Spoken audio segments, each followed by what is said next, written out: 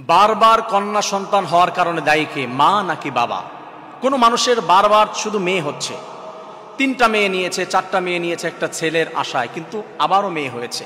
কারণ বারবার শুধু ছেলে হচ্ছে, উনি চাচ্ছেন যে আমার একটা মেয়ে হবে, বারবার শুধু ছেলেই হচ্ছে। এইটাকে কেন্দ্র করে আমার দেশের ভিতরে অনেক সময় দেখা যায় স্ত্রীকে ডিভোর্স পর্যন্ত দিয়ে যায় যে তোমার শুধু মেয়ে হয় কেন। হ্যাঁ, 100% আছে। অনেকে স্ত্রীকে ডিভোর্স দিয়ে দিচ্ছে যে তোমার শুধু বারবার ছেলে হয় কেন, আমার একটা মেয়ের প্রয়োজন। প্রিয় ভাইয়েরা, প্রিয় বোনেরা, ভালো মতো শুনুন, কন্যা সন্তান হওয়ার পিছনে কোনো মেয়ের দায়বদ্ধতা আছে কিনা, তার কোনো ক্ষমতা আছে কিনা, এটা বোঝার চেষ্টা করতে হবে। আপনি অনেক সময় দেখা যায় ফ্রেন্ডকে যে বন্ধু তোমার সন্তান আসছে নবজাতক, তুমি কি খাওয়াবে? বিরিয়ানি খাওয়াবো, আমি বিশাল পার্টি দিব তোমাদেরকে। হঠাৎ করে ফোন দেওয়া হলো, বন্ধু কিরে তোর কি সন্তান হয়েছে? আরে বাদ দে, কেন? একটা মেয়ে হয়েছে, আমি চাচ্ছিলাম যে একটা ছেলে হবে। নাউজুবিল্লাহি মিন যালিক। সেই মূর্খের জামানার মতো, জাহিলি যুগের মতো আচরণ আপনি করবেন না। স্ত্রীর প্রতি জুলুম নির্যাতন করবেন, বারবার মেয়ে সন্তান হয় কেন? যদি আমি সায়েন্স থেকে বোঝাবো আপনাদেরকে, কোরআন থেকে আমি বোঝাবো।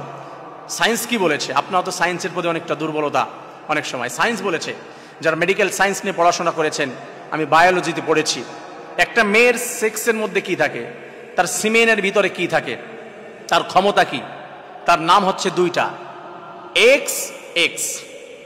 মেয়ের যে ডিম্বাণু তার মধ্যে থাকে এক্স এক্স, বোঝার চেষ্টা করতে হবে, 2টা এক্স। আর ছেলের কি থাকে?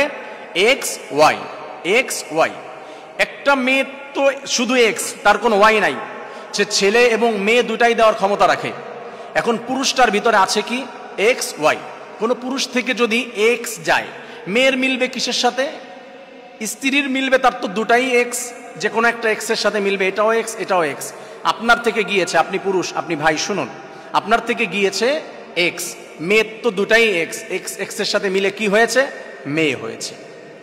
আপনার থেকে গেল এক্স, মেয়ের তো 2টাই এক্স, আপনার থেকে যদি ওয়াই যায়, আপনার থেকে ওয়াই গিয়ে মেয়ের একটা এক্সের সাথে মিলল, হয়ে গেল ছেলে। বিজ্ঞান বলেছে এটা। তা মেয়ের তো 2টাই এক্স, তার তো এক্স ওয়াইয়ের কোনো ক্ষমতা নাই। তা আপনার থেকে যদি আপনি দায়ী করেন যে বারবার কন্যা সন্তান হয় কেন, তাহলে আপনাকে দায়ী করতে হবে। আপনি কেন বারবার আপনার সিমেনের মাধ্যমে তার ভিতরে যেই শুক্রাণুটি দিচ্ছেন, আপনি কেন বারবার এক্স দিচ্ছেন? আপনি ওয়াই দেন না কেন? আপনার ওয়াই দিতে হবে। আপনি যদি ওয়াই দেন, তাহলে তাকে আপনি যা দিবেন তারটা কমন। আপনি যদি এক্স দেন, মেয়ে হবে, আপনি যদি ওয়াই দেন, ছেলে হবে। আমি মনে হয় বিষয়টা আপনাদেরকে বোঝাতে পেরেছি।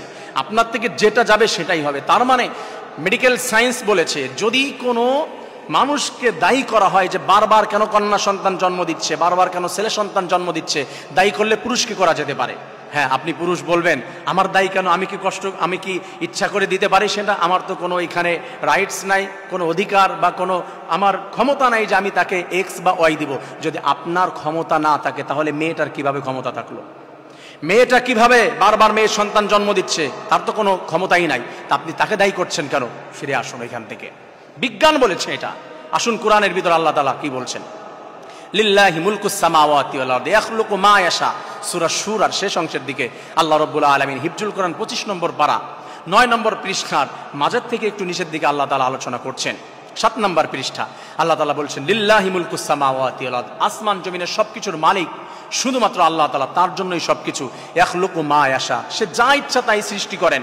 ইয়াহাবুলি মাইয়াশা ও ইনাসা ওয়া ইয়াহাবুলি মাইয়াশা উদ্দুকুর। আল্লাহ তাআলা যদি চায় কন্যা সন্তান জন্মগ্রহণ করান কারো মাধ্যমে, আল্লাহ যদি চান কাউকে দান করেন ছেলে সন্তান। ইয়াহাবুলি মাইয়াশা ও ইনাসা ওয়া ইয়াহাবুলি মাইয়াশা উদ্দুকুর আও ইউযাউযুহুম যুকরানা ওয়া ইনাসা ওয়া ইয়াজআলু মাইয়াশা ওয়া আকিমা ইন্নাহু আলিমুন কদির। কাউকে চাইলে ছেলে দেয়, কাউকে চাইলে মেয়ে দেয়, কাউকে চাইলে ছেলে মেয়ে 2টাই দেয়, কাউকে চাইলে হিজলা দেয়, কাউকে চাইলে কিছুই দেয় না। এটা আল্লাহ তাআলার ক্ষমতা, কোনো মেয়ের ক্ষমতা নাই, কোনো ছেলের ক্ষমতা নাই। আমি মনে হয় বোঝাতে পেরেছি আপনাদেরকে বিষয়টি, যে কন্যা সন্তান বারবার হওয়া বা বারবার ছেলে সন্তান হওয়া, এটার পিছনে কোনো মেয়ে বা কোনো ছেলের কারো হাত নাই।